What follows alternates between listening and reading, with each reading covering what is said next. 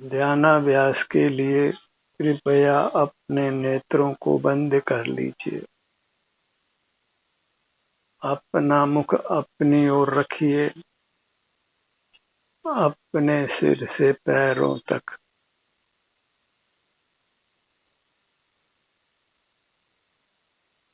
तभी आप अपने उत्तम सुख को पा सकते हैं।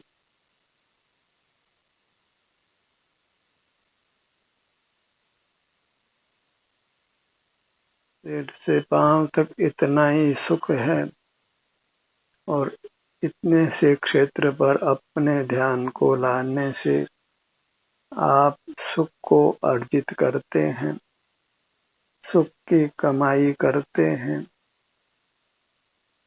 दुखों से मुक्त होकर सुख को पाते हैं।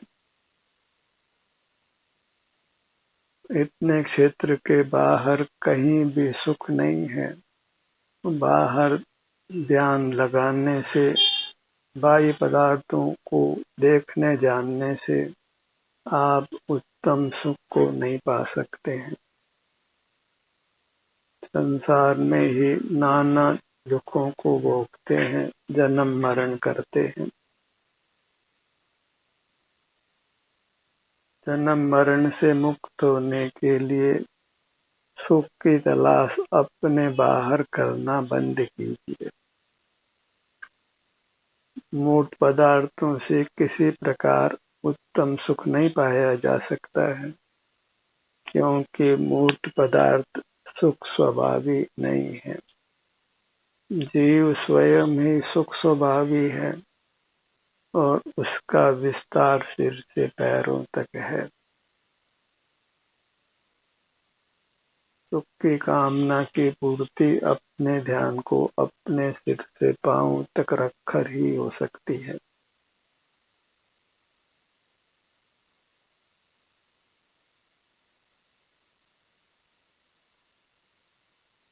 समय हमारे पास बहुत है, उस समय में सुख की ही कमाई कीजिए।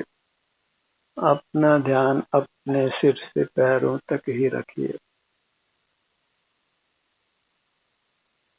बाहर तो जड़ पदार्थ हैं, उनको पाने से कुछ भी सुख उपलब्ध नहीं हो सकता है, क्योंकि वे सुख के बने हुए नहीं हैं। बहिर्मुख रहने से ही हम नाना रोगों से ग्रस्त होते हैं, उत्तम स्वास्थ्य को नष्ट करते हैं और बार बार मरते और जन्मते हैं।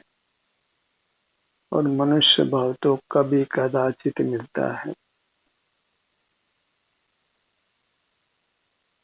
और सुख पाने के लिए काम तो थोड़ा ही करना है, सुगम ही करना है कि नेत्र बंद कर अपने ध्यान को अपने सिर से पैरों तक रखना है, इसके किसी भाग में रखना है।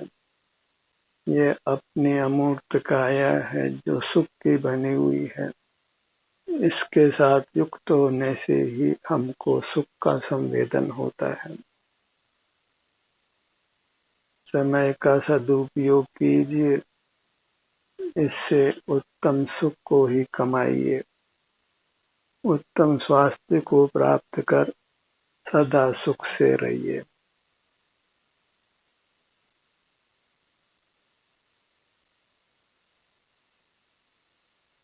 मनुष्य भव का समय बीता जाता है और इसको हाथ से खो दिया और निम्न योनियों में जन्म लिया, तो फिर इस मोक्ष मार्ग की समझ होना बहुत कठिन है।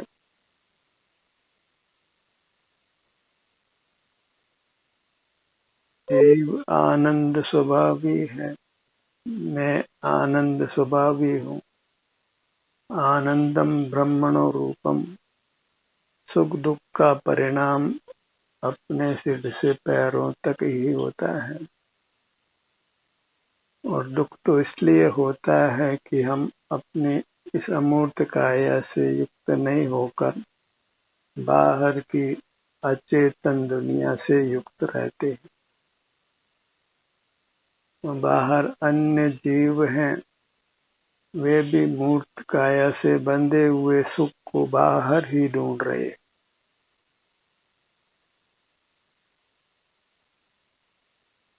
तो बाहर उत्तम समागम मिलना संभव नहीं है।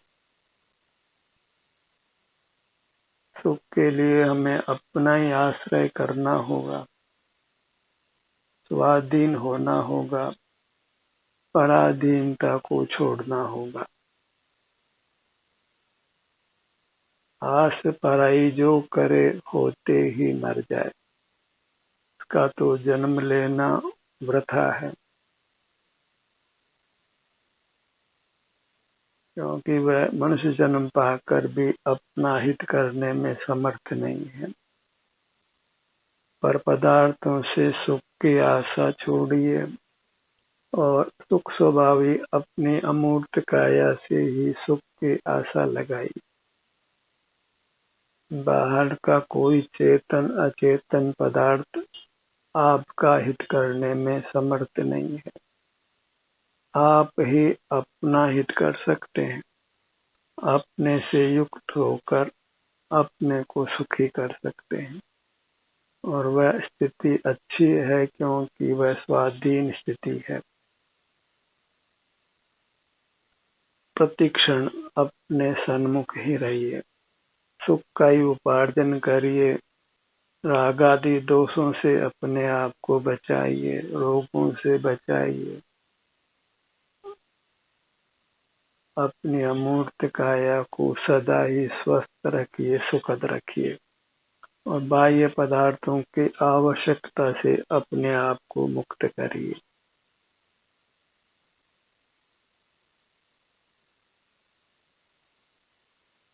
आहार, आसन, निद्रा पर विजय प्राप्त करिए। बिना आहार के भी आप अपने सन्मुख रहकर सुखी रह सकते हैं। आसन एक होकर भी आप पूर्ण सुख का अनुभव कर सकते हैं। कुछ भी हिलने डुलने की आवश्यकता नहीं है, और जब आप अपने सन्मुख रहते हैं तो आप थकते नहीं हैं, तो फिर निद्रा की आवश्यकता भी नहीं रहती है। इस प्रकार आहार पर विजय प्राप्त करिए, आसन पर विजय प्राप्त करिए, निद्रा पर विजय प्राप्त कीजिए।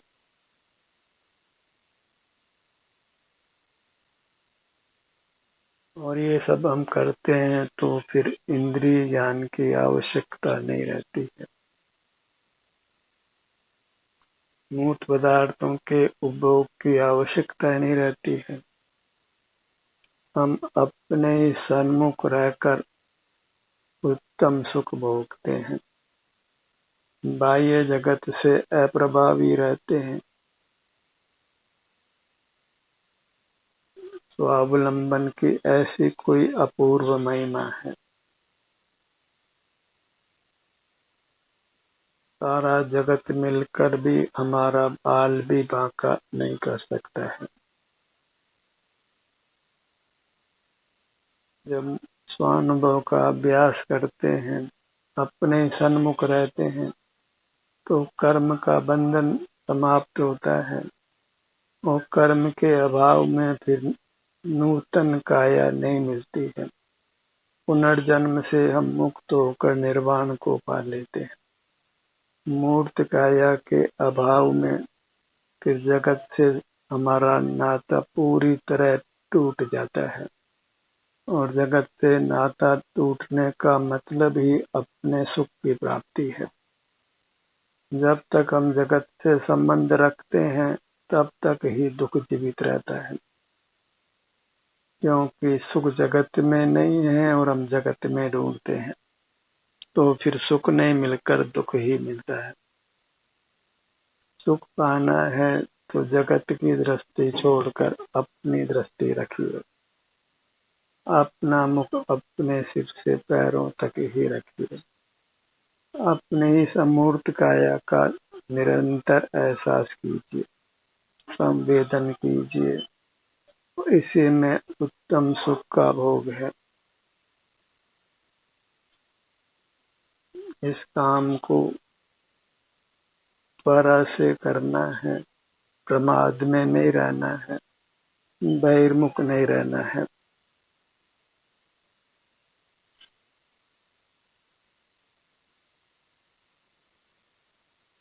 जो हमने अपने पंख बाहर फैलाए हैं, बहिर्मुख रहना वही मनुष्य होते हुए भी पक्षी होने जैसा है। सुख को यहाँ वहाँ ढूंढते हैं और मिलता बिल्कुल नहीं है, क्योंकि सुख अपने बाहर नहीं है।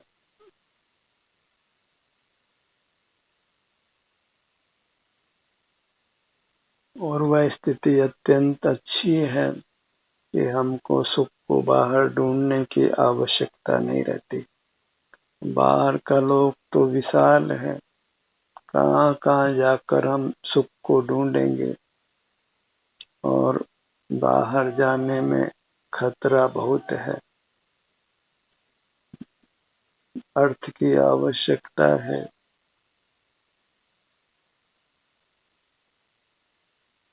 समय की आवश्यकता है,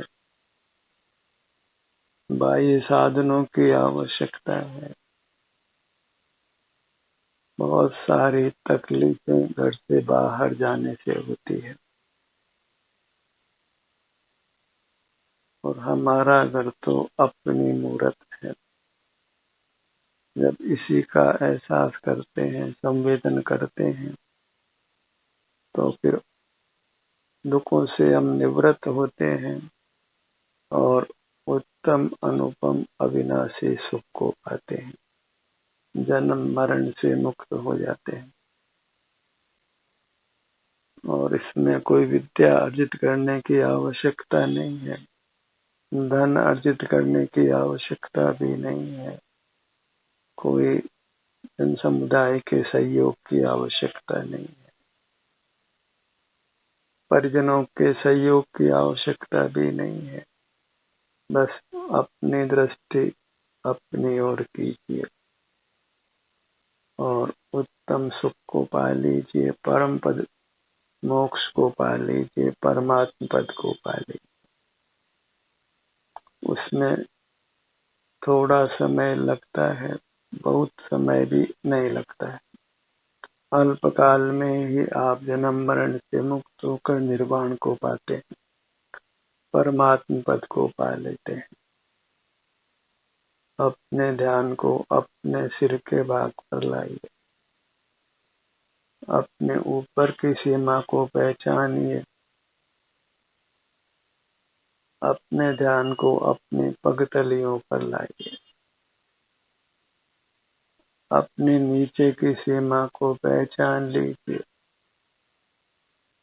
इस प्रकार पगतली से अपने सिर तक, इतने से ही क्षेत्र में, इतने से ही अपनी अमूर्त काया में हमने सुख पाना है।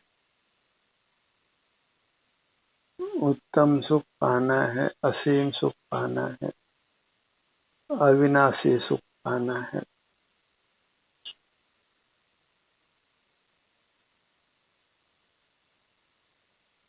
थोड़े समय तक ही कर्म का संबंध रहता है, तब तक उससे हमारे उत्तम सुख में कुछ विघ्न आता है, पर वह अल्पकाल में ही समाप्त होता है। क्योंकि जब हम अपने में आते हैं तो फिर कर्म हमको छोड़ देते हैं, हमसे बाहर चले जाते हैं। लोक में भी जब कोई अपने मकान में लौट आता है, तो जो अनधिकृत रूप से रहने लगते हैं, वो हमारे मकान को छोड़कर चले जाते हैं। तो मूर्त ने अनधिकृत रूप से हमारी अमूर्त काया पर कब्जा किया है। तो जब हम अपने पास आते हैं तो वह कब्जे को छोड़ देते हैं और हमारी अमूर्त काया मुक्त होती है, बंधन से मुक्त हो जाती है।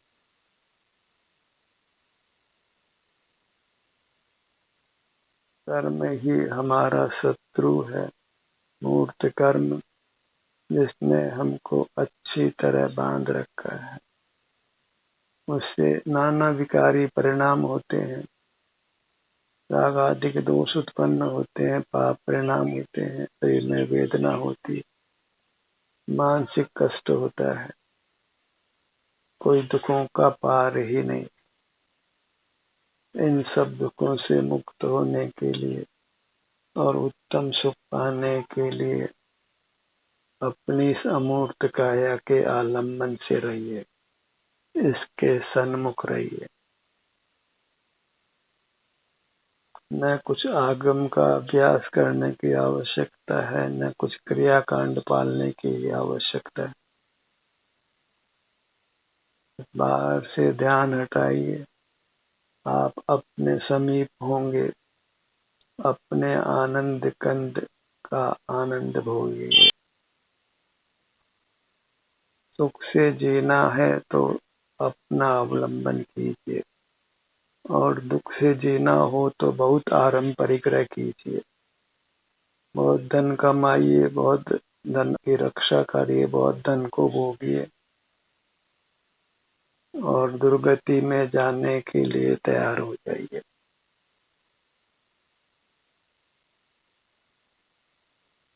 और धन को आना जाना भी हमारे अधीन नहीं है, क्योंकि वह परद्रव्य है और उसमें सुख नहीं है कि उसको भोगने से हमें सुख मिलता हो।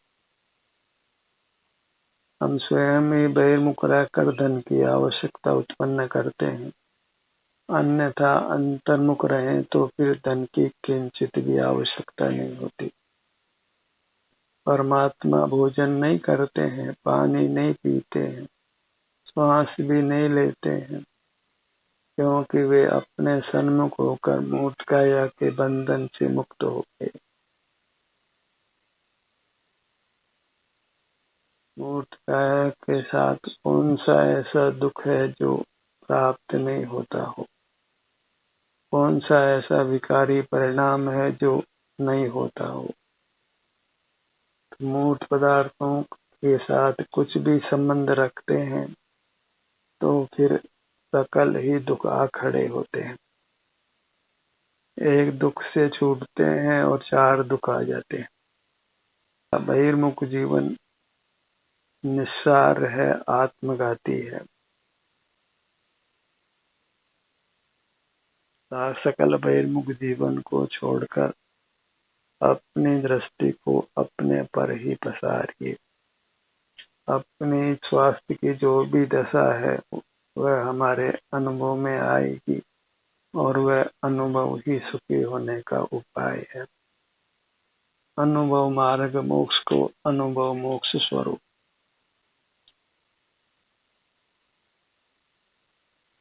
अपने ध्यान को अपने ललाट भाग पर लाइए।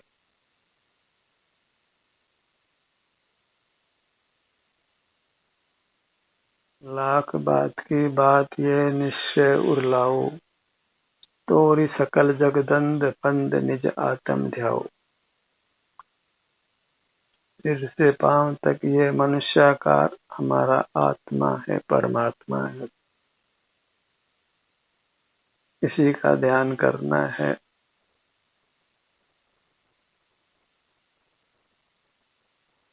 ध्यान का ये सत्र यहीं समाप्त होता है। आपकी सहभागिता के लिए धन्यवाद।